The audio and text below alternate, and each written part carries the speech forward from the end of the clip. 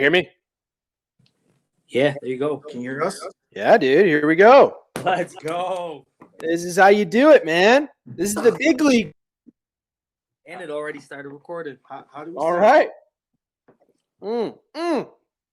Crystal? Oh, no, guys. No. Over here? Here's the thing. I'm so happy it took so long for us to figure this out because my beer melted, and now I'm enjoying a beer. And I'm on Speak Up Bills, and we're going, baby. All right, so we're gonna cut it. We're gonna start now. 3, 2, 1. We're recording anyways.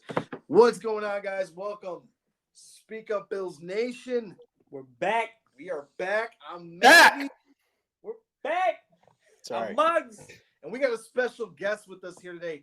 My brother, my man, coming from Buff Hub, from Buffalo Rumblings podcast, all the way from the beautiful state of Nevada, Say his name. desert country, Say his name. Steve Vega. Yeah. What's going on, guys? What's going on? Man of the hour. I'm excited. Viva Las Vegas. Uh, Guys, it's an honor. Thank you so much for letting me join. Number one, if you guys tune into the Buff Hub, you'll actually hear Mavi. I'm going to call you my brother Mario because I suck at nicknames. But yeah, so literally had him on my first episode and close to over 6.5 months after being deployed. And it was an honor because Mario saw me trying to do a podcast. It used to be called super long name. I'm not even going to mention. And then, long story short, just decided to just chop it up and have something more straightforward.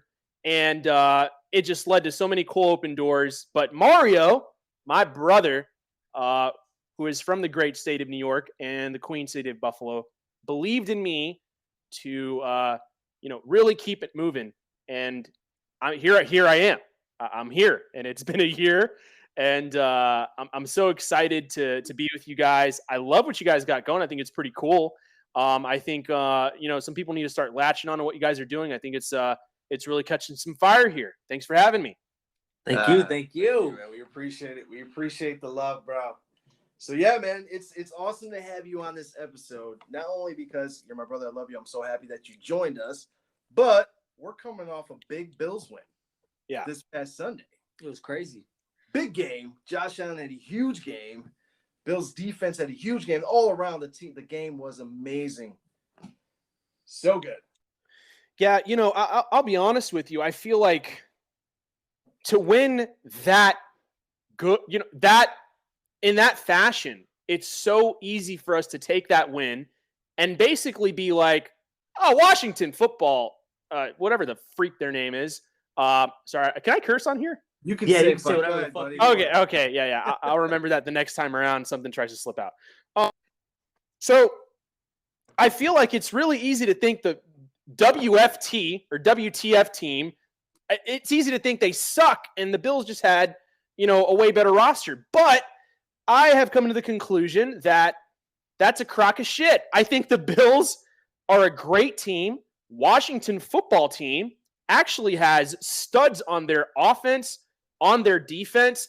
Heineke, in my opinion, I thought showed a lot of great signs, but he was exposed because a team like Buffalo has, I think just so much tenacity and so much drive after trying to prove that, everyone from Buffalo who's a Bills fan, you have a chip on your shoulder, and you saw their true colors. I'm not going to sit here and say though, Washington football team sucks. I think they're going to win several games this year. Maybe sneak into the playoffs again. But again, Buffalo, they showed their true colors on defense. The offense, like I told you when I was hosting you last week, maybe, dude, like our offense, it's really going to be predicated on the success that we have with Manuel Sanders. And it's finally showing, but it took, again, 3 weeks, but here we are. Man, I've been on that Sanders hype train ever since he signed with us. See, like, he was one of my favorite receivers in his Bronco days. I fucked with him hard. Like, Emmanuel was the man. And just the fact that we have him on our team, I'm so damn excited about that. Like, that shit blows my mind. Yeah. And the fact that my man had 2 touchdowns in that first diving one he had, that shit was crazy. But it feels good that because they were all over Diggs. Yeah. They were all over Diggs. Mhm. So it's good to have that other guy, but we have them other guys. Because I feel like every single person on the squad, they could catch that damn ball. Mhm. Everybody could. Yeah, and just touch on that touchdown. I mean, there's not many quarterbacks in this league that can throw a ball the way Josh Allen threw that ball in the end zone. And granted, it was. I mean, this guy was running out like he was literally right about to hit the out of bounds there. Tosses a laser, 30+ yards down, and Sander, being that Grizzly veteran that he is, I mean, he just scooped inches off the ground. I mean, that was a phenomenal catch and throw, and that connection, and I can't wait to see more of it. I cannot wait to see What's going to happen? It's funny you mention that because, we talked about last time where is it going to be Emmanuel Sanders figuring Josh Allen out, or is it going to be more of Josh Allen figuring Emmanuel Sanders out? Because I believe, personally, it's Emmanuel Sanders starting to figure out Josh Allen. Quarterbacks in the past were very strategic with him. Obviously, Drew Brees, Peyton Manning, Ben Roethlisberger. Yeah, Ben Roethlisberger would, he'd get his jersey torn off trying to, make plays and throw him downfield. But Josh Allen, out of all those quarterbacks, is probably the biggest wild card as far as, our offensive line, number one. There's a lot of holes there. It's like freaking. It's just a block of cheese with holes all over it that we need to figure out. It's actually starting to really upset me because this is not how I envisioned this team to start off the season. I thought we were going to, there's plenty of chemistry on that line and they need to start figuring it out or we're going to start seeing people get traded. But what I'm thinking is here we go with Josh Allen and Emmanuel Sanders. You got Stephon Diggs getting double, triple covered, taking a step back and being like, we need to get someone else going here who can be more productive or at least as productive as I can be. Because you want that out of your number 2 receiver whenever you have a situation where you're getting double, triple covered on Stephon Diggs and Josh Allen breaks out. And like you said, Emmanuel Sanders went with his instincts and basically laid himself out to, catch the ball where only he could catch it. So there you go. Absolutely. And now with Sanders being as effective as he was against the Washington football team and prior to that, it just goes to show these games going forward, you may not have the manpower to double cover Diggs anymore. Yeah. Now you got to worry about Sanders and that's just going to open it up for Diggs even more. I mean, he hasn't had a year so far. He hasn't had a year like he did in 2020, but I mean, he's definitely going to have some big games because of the Sanders because of the Sanders factor. Yeah. So, I mean, it's going to be a great dynamic going forward. And what we can expect out of this offense, especially against the Texans team. But yeah, so let me ask you this, Steven. What did you think of the defense so far over the course of the last 3 weeks and going forward? Well, they're playing lights out, but you just feel that there is, aside from AJ Epinesa and Matt Milano, you kind of hope and wish that you can get a defensive back, whether it's a safety or a cornerback, to really be able to lay the freaking lumber on somebody, because that's more terrifying than anything. If you can get past the second and third, or the first and second level, great. But having a guy who can really lay the lumber, I've been waiting for that, because when we start going up against teams that are willing to throw it down, down Tyreek Hill or, one of these guys that, they're not really afraid to get hit. Here's the thing. Mm-hmm. If you look at a lot of great safeties in the NFL. Now, I love Jordan Poyer and I love Micah Hyde for what they do for our defense. They get us in position to win games. Yes, They absolutely do. But wide receivers get flustered whenever they know a big hit's coming.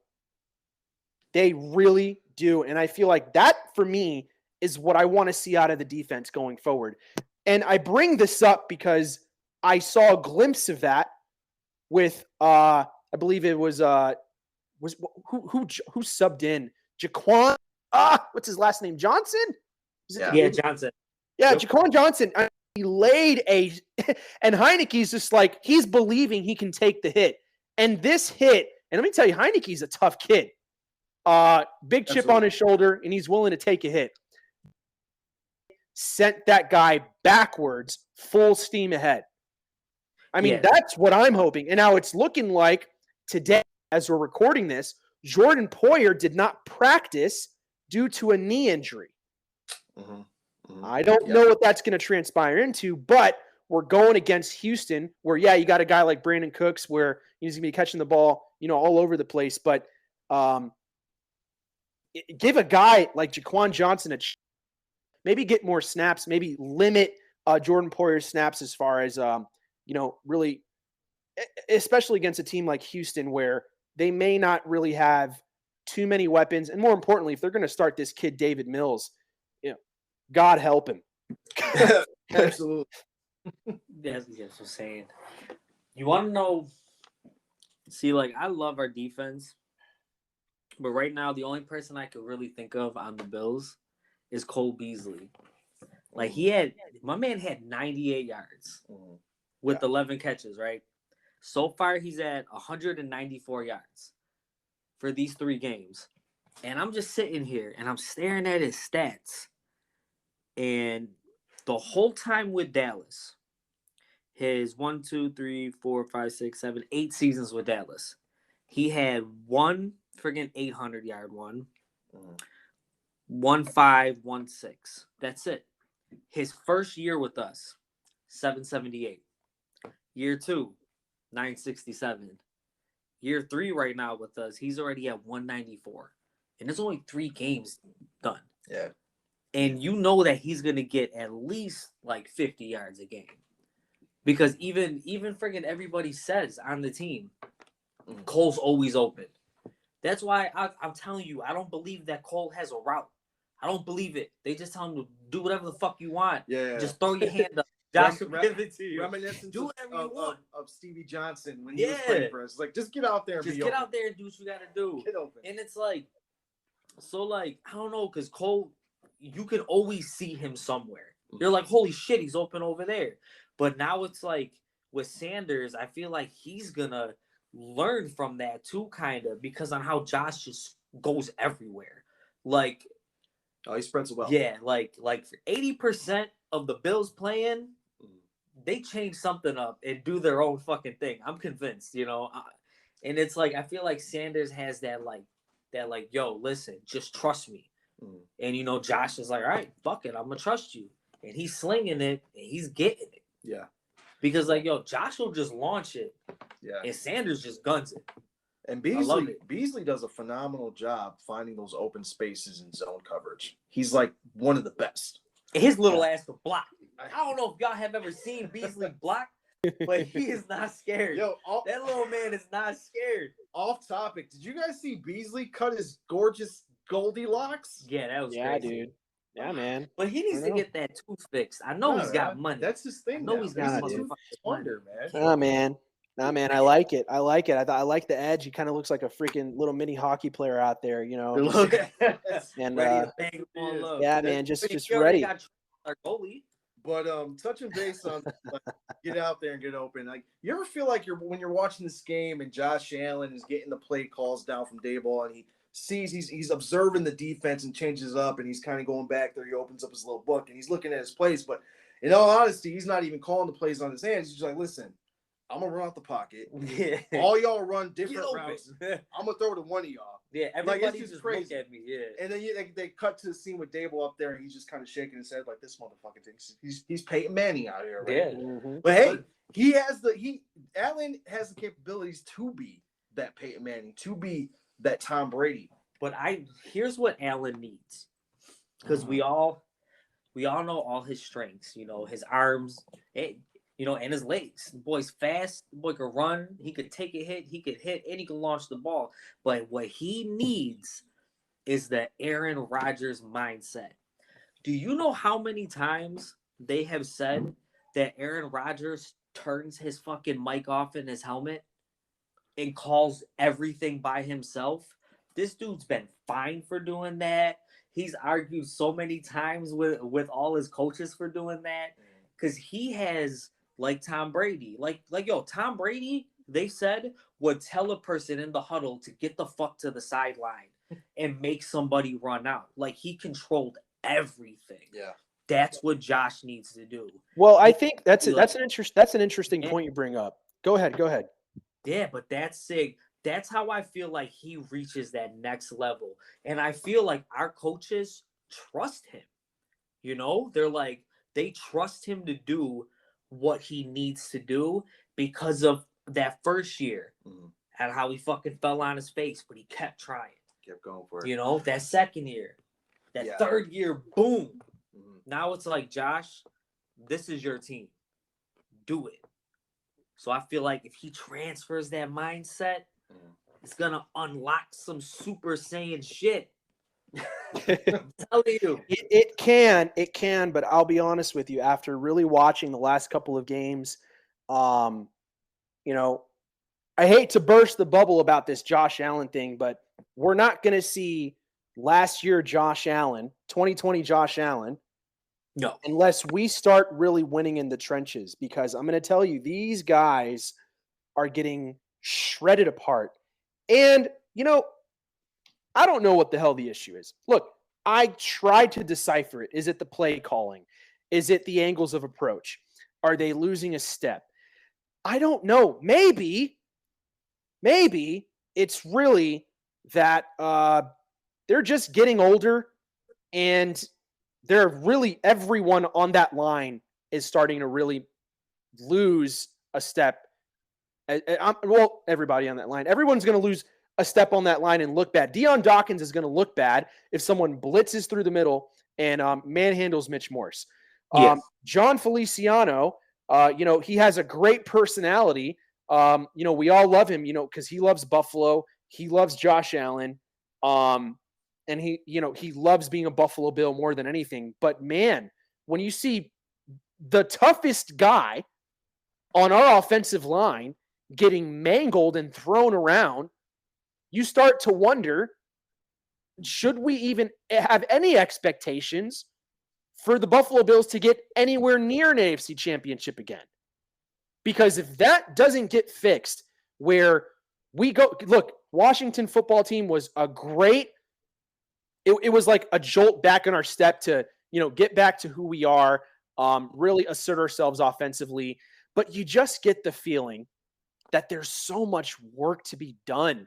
Or something's got to give here and someone's got to get traded. We got to get something somewhere to fill in a hole, because you got Cody Ford, you got Darrell Williams, you just signed him, and he was getting beat like crazy on the right side, except for this last week. He was really doing, seeing what he did against Chase Young is probably going to be, I think it's tape that's going to be, remembered for probably the entire season. We neutralized him single-handedly, did not have to, double him up. Darrell Williams did his thing against him, and we were able to really get time in the pocket. But maybe there's tape on him to where we were able to figure that out. I don't know. Things got to really, how it is with rookies. Their first year, they do great. But my focus really going forward is going to be this line, because, everyone's making a big hoopla about the Chiefs losing. Given, yes. But I believe Frank Clark was out. When you have a really good defensive end that you rely heavy on to get pressure, and, you only got Jones in there, being able to get pressure for you, I really don't think they should be judged too quickly.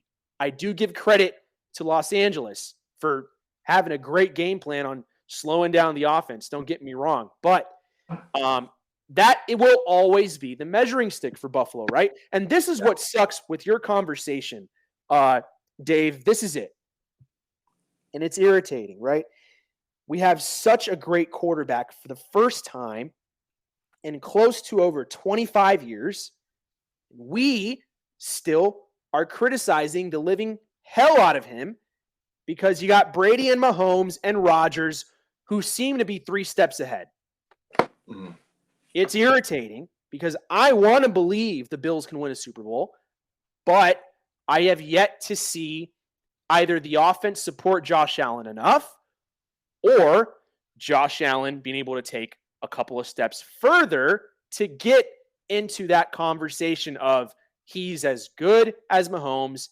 He can snap the ball wherever the hell he wants on the field, just like Rodgers. He can read a defense like Tom Brady and have great ball placement. Josh Allen, in my opinion, is his own entity. He doesn't make sense to anyone, and he probably never will, because there's always going to be these measuring sticks of all these great quarterbacks that we're trying to keep eyes on all of them.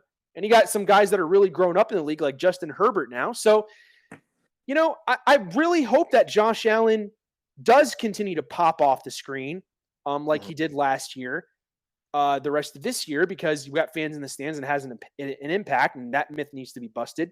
But it's going to be a lot to dissect.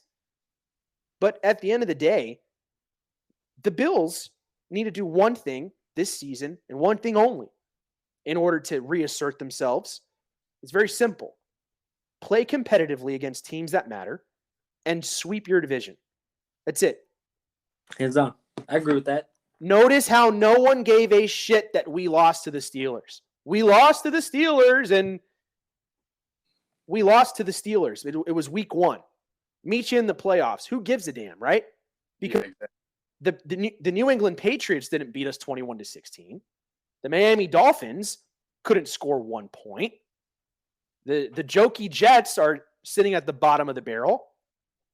There's nothing to worry about, right? So it's like, let me get off my high horse here, or off my ranting horse, whatever you want to call it. But like, look, man, I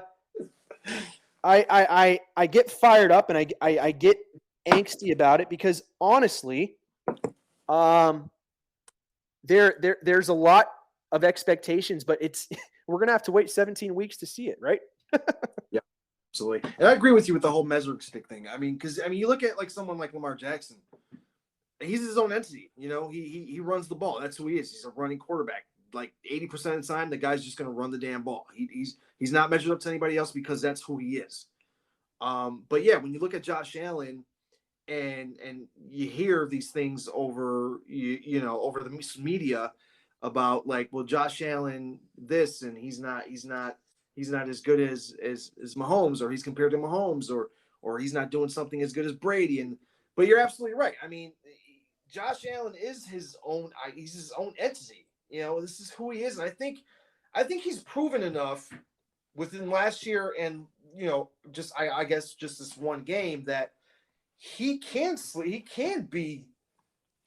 MVP caliber, and I don't think he needs this line to be perfect, the offensive line to be perfect. I think that this offense he can command this offense with the line that's competent enough that we have, the line that we have now, because he's able to throw the ball on the run really, really well. His escapability is second to none, in my opinion. I mean, he's flashes of when Russell Wilson was doing it on a weekly basis back his rookie second year. Did you want to touch something? Did you want to touch base on something? You're over here like licking your lips, man, salivating. You got some things to say. No, I mean, like, listen, I agree with everybody, or what you're saying and what he's saying about Josh. I agree, about all that shit. But like I said, if he could just crack that barrier, he could go so much further. But anyways, I don't even care about that no more.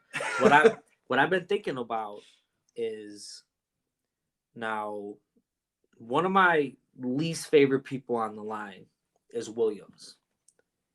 Yep. Last year he was on his shit. This year he doesn't look the same. Now everybody has all this hype about fucking Spencer Brown. Because he's a big boy. Yeah. He's a big boy. He's tall. what if they started trying to throw him in at right tackle? I know he's a left tackle, but because of his big body and his span and how strong he is, maybe that would benefit Josh more. Yeah. But isn't it so But dude, that's good. No, it's a good point. But isn't it so counterproductive to signing this freaking guy? Right? It sucks that we're sitting here. We re-signed a free agent, gave him a fat contract. Now we're wondering if he's the problem. I can't believe in Josh Allen's fourth year, with the line having continuity, they should know what the hell to do at this point.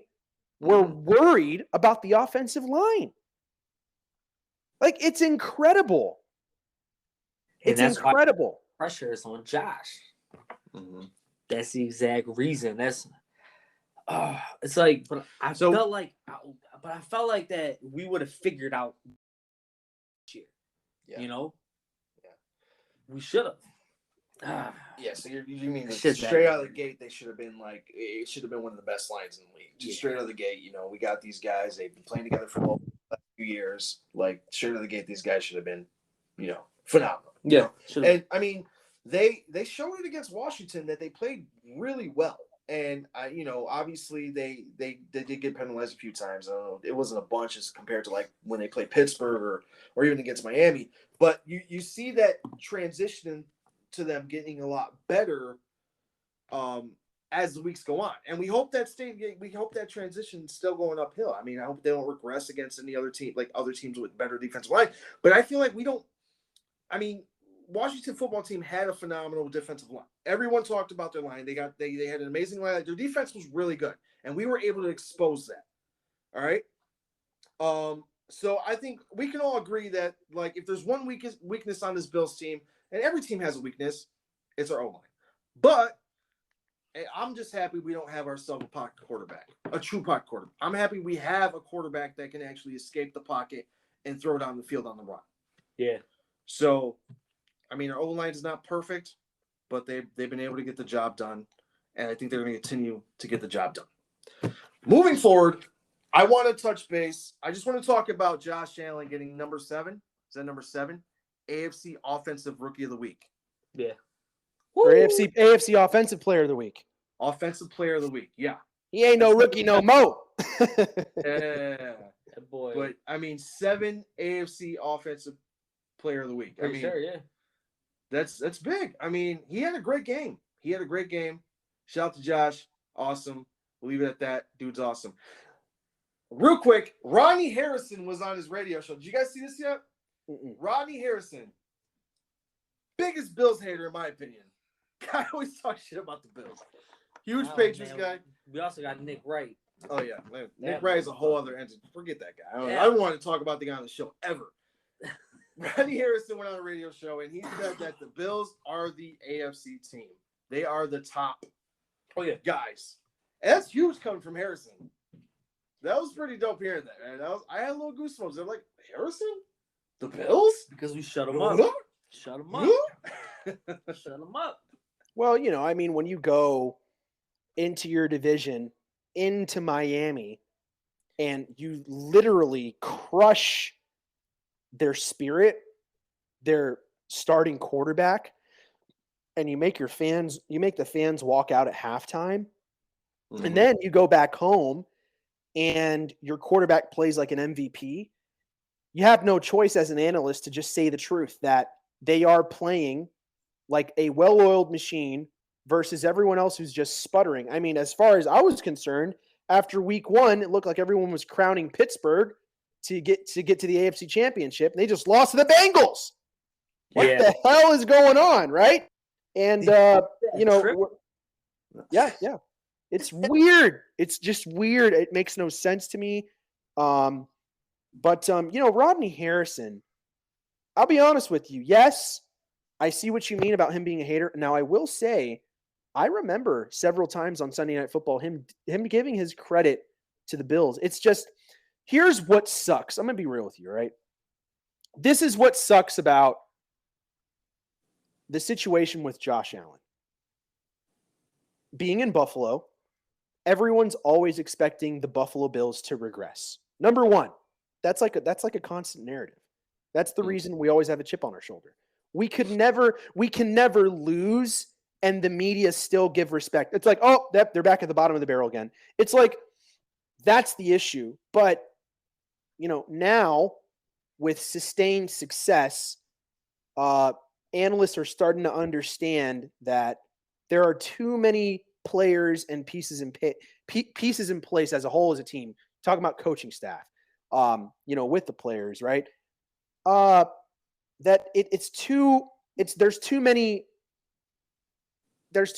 pieces on the chess board, so to speak, that we don't have a lot of pawns. Let's just be real. Isn't that crazy? If you look at the Bills on their roster as a whole, there's almost like zero pawns. It hurt us. Think about this. When's the last time you gave a damn about a punt return or kick returner? Until Andre Roberts left and everyone cried, right? Mm-hmm. Mm-hmm. No one ever used to give a damn about that because he was a key piece. Yeah. Right? Look at the other players that had to leave. A guy like Quentin Jefferson. Oh no, some people loved Quentin Jefferson. He was great. And then he pops off the screen and one of his latest, and I believe it was in the first or second week, and everyone's hurt. Oh, Quentin Jefferson's gone. Quentin Spain went to the Bengals. He didn't work out on the offensive line, and we paid him all this money. Mm-hmm. John Brown's gone. He was too injured, and then he goes, across all the way to Vegas, and then he gets cut, and it's like, oh, bring him back. It's like, isn't it crazy? We're at a point now where there are very few pawns, and it's just like there are kings and bishops and rooks, and knights, and we're just a completely stacked team. But this is the thing. What are the Bills missing? What are they missing? If you're going to ask me, it's what I said from the beginning of this podcast. We are missing a guy. Kelce catches the ball. When Rob Gronkowski catches the ball, when Antonio Brown gets on a deep route, there is a safety that is willing to chop your head off and break your soul when he hits you. Like that type of guy. Now, I know it's like, oh, but Jordan Poyer's great and so is Micah Hyde and whatever have you. Yeah, but you don't really see them doing that too much because they're afraid to get injured, and I understand that. But if you're going to throw the ball deep and if it's in double coverage, make them pay for it. Don't just swat the ball down or, drag them down after they catch it and, try to stop them in the red zone. That for me is what I'm hoping. And I don't, it could be a cornerback. Maybe we're going to get a cornerback that's like that. Jalen Ramsey is a very physical cornerback. Mm-hmm. Tre'Davious White is not a very physical cornerback. Levi Wallace is not a very physical cornerback. We have great finesse players, very athletic, very intelligent. Mm-hmm. But, I'm waiting for that. But I'm waiting for that. I don't think we have to wait long, though, because there's someone on our team that does have that, and he's starting to showcase it, and that's Taron Johnson. Okay, yeah, I'd agree with that. You look at Taron Johnson, I mean, the kid's been all over the field this year, and he's hitting harder than ever. His play recognition is so much better. I mean, Taron Johnson could be that difference maker when it comes down to playing guys like Kelce and Gronk down the line. I think Taron Johnson has it. Even if you look at Milano, if Milano ends up getting matched up against these guys, he's playing the best football of his career right now. He really is. You have guys on the team. Yeah. I'm sorry, Tremaine Edmonds, Mr. Soft Hands over here. I don't think he can. He's got the softest hands in the league, hands down. But no, we have guys, Milano, Taron Johnson. These guys are proven. I mean, they're having the best. Again, they're having the best games of the year, their career. So we definitely have it on the team. And that's all I got to say about that. Well, yeah, even Jaquan Johnson, like you said, I mean, give this guy a shot. Maybe he's another big hard hitter guy that's gonna. make these players, these tight ends, these big wide receivers regret going down the field and catching it in double coverage. Absolutely. I mean, I remember, was it last year? Micah Hyde cleared the one fucking dude at the sidelines. It was Miami. It was against Miami, but that was like I don't know. You know, Jakeem Grant. Yeah, That's head off shit. So- But hold on. But I feel that Poyer and Hyde, they're so focused on trying to knock that ball out. Yeah. Because as you see, our whole backfield, everybody does that. Our corners, our safeties, everybody does that. Like, we don't go for that big hit. We go to like punch the ball out, We're going for or the grab turnovers. it or strip it. Yeah. That's how So it's like, yeah. So I feel like they're too worried about like go after the ball that like, yo, I'm about to NFL or fucking blitz this dude. Like I'm about to make him do a backflip on his But neck. yeah, I mean, you're seeing those transitions again with Taron Johnson and Milano. Yeah. They're hitting harder than ever now. Miles You know? they are. too, They yeah. are. They are. I have never. You know me about Mr. Matty. Woo, baby, Yeah. Matty Milano, baby. Don't get me started. Yeah. You know I love that man with all my heart and soul. Now, that man, yeah, he's his own thing, and I think he is the staple. In my opinion, I don't give a damn about what anybody says. If Matt Milano ever leaves the Buffalo Bills, our defense will go to shit. Number one. Number two, I don't think that it's in the Bills' plans to get a guy like that. I think they're so focused on sustaining success the way it's been going. If it's not broken, don't fix it type mentality. Leave it alone. I get it. But I'm just saying for me, I am looking at the physicality aspect playing against a guy like Kelsey, playing against a guy like Tyreek Hill. I get fired up when I hear on, mic'd up that Travis Kelsey, first thing he says in the AFC Championship game is, we're going to see what these guys got. And guess what he brought? More physicality to the table. Mm-hmm. Guess what Tyreek Hill brought? Off the line of scrimmage, man-to-man. More physicality off the table. So what did that do? It opened up the entire offense to do whatever the hell they wanted. And honestly, if you're going to ask me, if I'm not a Bills fan, and someone that, how do you beat the Buffalo Bills? You beat them to the punch, and you play more physical than them. Here's the thing. But here's the thing with the Bills. Whenever the game plan is to play physical, play tough, and beat them to the punch, we play our best football since the 90s. And we've seen that. Mm-hmm. Absolutely. I second that. All right, so we got to move on here. We got to move on to to our next game on the calendar. We're playing the Texans. We're playing Josh Allen's former quarterback coach, David Culley's Texans. We're playing against a rookie quarterback in Davis Mills. We're playing against a top wideout, I would say, in Brandon Cooks. And I guess maybe a subpar defense. I really don't know who they have anymore. Well, they got a front line. They got I think they have I hate to say the word average because no one in the NFL is average, but in regards to what they have on the table in Houston, I will say that as long as you stifle them at the line of scrimmage, you're probably getting ready to see a 3-touchdown game from Stephon Diggs. Mark my words on that. I was thinking 2 from Cole, at least. I think Cole's going to get 2 this week. So we're saying Josh Allen's at least passing 5 touchdowns.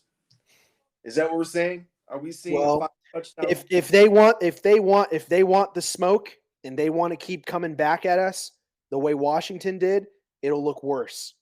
Washington took the pedal off the metal after a little bit, and they realized they needed to chill the hell out, and they ended up, just kind of almost giving up towards the end of the game. Guarantee you. Here's the thing. Houston is one of those teams that want all the smoke, all quarters, every single second of that game. They're not going to give a damn. They feel like they got something to prove, especially with this whole Deshaun Watson debacle. Yeah. And, I don't know, maybe Tyrod Taylor sneaks in there. I don't know if he's going to start, David Mills. I mean, I haven't really looked into it, but if Tyrod starts, that might give a little pep in their step to maybe try to prove themselves, especially him having a homecoming. I mean, everyone's down at Texans from day one this year. Texans weren't going to be done. Tyrod comes in, He's slinging the ball. He's playing really well before his injury. Even against even their game last week with Davis Mill, he showed some good signs. And I think is it too early to call this a trap game for Buffalo? As far as what do you mean by that?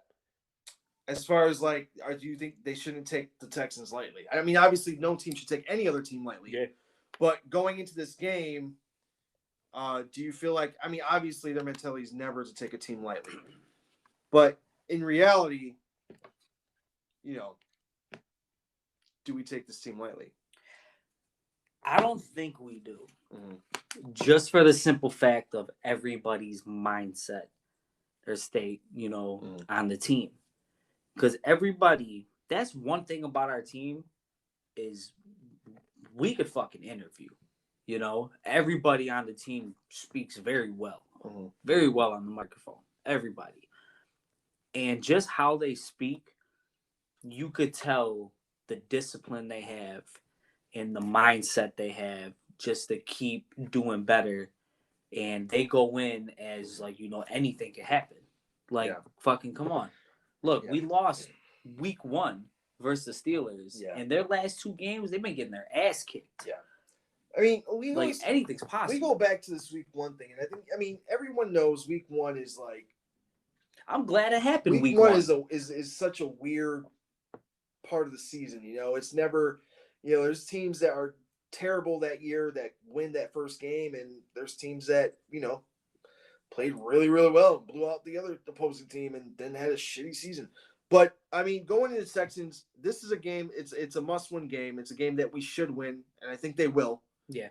And I think they dominate as they did the last 2 weeks. And they, Josh Allen has a big game. I think he throws close to 400 yards, 3 to 4 touchdowns, maybe runs in 1. He's going to have another big game. I think defensively, the Bills defense, whether they play Tyrod or Mills, they're going to shut him out.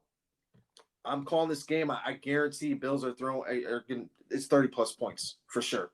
Yeah, I believe it. 30 plus points, maybe even 40. And they're going to shut down Texans. I doubt Texans go beyond 14. Yeah, well, that's interesting. Go ahead. I'm going to give the Bills 38-10. 38-10? 38-10. Okay. If I got to go with it, I'm gonna also do 38 because I was thinking that right off the jump. Mm-hmm. But I was thinking 38-17. Like, I think that we're going to really win by a good margin because how good our defense has been playing. Mm-hmm. And if they stay that pace, yes, they might have some games that are, lower, mm-hmm. some games higher. But if they find that happy medium that is just a constant, like, we're holding shit down and they keep it up, I don't see a lot of teams doing, like, more than 21 on us. If they keep it up, I don't see it. And it's crazy because I thought I would never say this before. Like I always thought that, for the Bills, a lot of times it's always going to come down to that fourth quarter grind. Because, like I said, we always do shit in the third. Damn near. I mean, last game, we were on it all 4 quarters. But if you look at all our previous games for the past few years, our third quarter is always our shit quarter. Mm-hmm. But we're playing 4 quarters now. Yeah. So, I don't know, man. I'm going to go 38-17. Okay. All right, Steve. Guess of honor. What do you got? We'll go buy another ass one. I think that I think the Bills definitely – I think they crossed that 30 benchmark. But I think it's going to be even further than that. I have a feeling that the Bills might actually drop down 42 points, and I got the Texans at 13. And this could be a game where you start to see a bigger emergence of obviously our tight end, Mr. Dawson Knox, really popping off the screen the way I always believed he could. But, one of those things about this Bills offense is it's really starting to utilize pieces that have just been waiting to get utilized. But again, there's only one football to go around. So it's a collective mindset with the entire team. We looked at Stephon Diggs last year and we said, hey man, you're the superstar. We're going to feed you until we die. And we'll see what happens. We got to the AFC Championship. We know we can do that if need be. We know we can do that. But this is a season to really take advantage of games like this, to take guys that are new to the team, take guys that also need more opportunities to really emerge, because when you start getting into the playoffs and you're relying on these guys, then you're going to get mad at them because they didn't execute? No. If they execute, it's going to translate into the postseason. So I see a lot of fire coming out of the tight end room, along with Stephon Diggs probably cooking the living hell out of this defense. I tell you, if Baker Mayfield with a handicap, Odell Beckham and, the rest of their guys, they can put 31 points on this team. I just have a strong feeling about that. But again, this is going to be an interesting game. You got to give a lot of respect to the names. I'm just going to name them off for you. Mark Ingram Jr., David Johnson coming out of Arizona off that trade, Brandon Cooks, our boy Andre Roberts, God bless him for all he did for the Bills. And, Phil, I don't know if I mentioned Philip Lindsay, but Philip Lindsay, I still will always have a lot of respect for what he can do in the run game. So, guys that can really pop off the screen, obviously, for the Houston Texans, but it's really going to come down to the line of scrimmage and the way Greg Rousseau's coming around, the way AJ Epinesa is coming around. Really look to see these guys take advantage of one-on-ones in this game and probably treat these guys the way we did the Dolphins. But again, this guy's able to, time the football well and really get the ball out of there. I think we might see a very interesting game. Absolutely. And shout out to Knox, man. He played a hell of a game last week. And I always knew he could be a big factor in our team, especially after his rookie season. He was Bozos and boys, especially that Bengals guy. Yeah. I don't know if he plays in the league anymore. No, he got rest his soul. But I digress. Guys, Steven, thank you so much, man. Thank you so much for gracing us on our podcast. We really appreciate it, man. Any closing remarks, man? Well, definitely and I don't say this to sound cliche and to be a dick, some people are like, oh, you definitely got something good going here, and they fucking get off. No, for real, you guys got something cool here. And this is the first time I've been able to curse this long and so many times on a podcast in a while. I feel a little bit free about it. But, we have a lot of listeners on Buffalo Rumblings, a lot of young guys, young fellers. A lot of you get guys in high school. I don't know, maybe schoolers, and then you got guys up in their 60s, screaming off their porch, type guys that are listening to our podcast. And it's one of those things where it's all about if you enjoy it.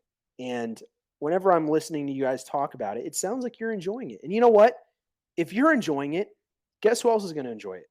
Your listeners are going to enjoy it. So guys, if you really enjoyed what you listened to from Mavie and I suck at nicknames. What's your nickname, Dave? Mugs. Yeah, such a badass kid. I wish I had a nickname. My nickname's Steve. Steve. It's like, okay, that guy. Look, man, you guys got something really cool here. Just let it transpire, let it work on its own. And, definitely, I always encourage listeners to interact with your hosts and hosts to interact with your listeners. It's always fun to do that, however you guys do it. And, what an honor to be here with you guys on Speak Up Bills. And thank you for having me. Let's go. Appreciate it, Steve. All right, Muggs, close us up. Hold on. I need Steve to drop his info for the people. Oh, yeah. Dude, I haven't hosted, and it's been such a long time. So, oh my gosh, let me brush up on how to do this. Okay, here we go. Ladies and gentlemen, if you want to find me on Twitter, you can find me at BuffHub, a Buffalo Rumblings podcast. My name is Steve Vega. I am the solo host. I always co-host a lot of guys like Sal Capaccio, sideline reporters such as Matt Perino, the Bruce Nolan, and hosted by, my gosh, just a monster roster of people who have been doing this way longer than I have, that I have a ton of respect for. Cover one guys, you name it. Everyone's always just excited to talk about the Bills in different ways and do their own thing. And this is what it's about to be a fan. I don't try to be anything outside of that. So I'm not an analyst. I'm not a sideline reporter. I'm just a guy that, I got my own podcast, and I've been blessed enough to do it on Buffalo Rumblings. So there you go. You can find us on Buffalo Rumblings again on all Aren't platforms. we all? Oh, Aren't we let's go. Let's go. Thank you again for coming on. Everybody, listen. I don't know why you guys keep making me repeat this every damn week. Because I understand that our Twitter is doing good. I understand. Trust me, I do. A lot of people are talking to us. One thing, you right there. I'm talking to you. Yeah, you listening. No. Don't look at her. Don't look at him. Look at yourself in the mirror. Because one thing that you ain't doing right today is you ain't liking this episode. Like this damn episode. Hit the share button. Look us up on Twitter at Speak Up Bills. Go on the Facebook group. Speak Up Bills. Shit. If we're live on Twitch, we post it. _Speak Up Bills. It's that easy. Just when you think about the Bills and you want to speak up about them because you love your team, you think about us. Speak Up Bills. It's not that hard, people.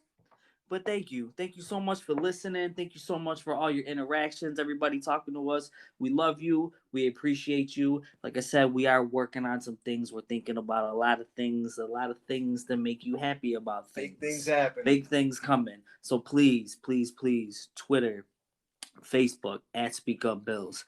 Talk to us. We're here. We love you. Go Bills. Get it. We out. Hey. Let's go, Buffalo.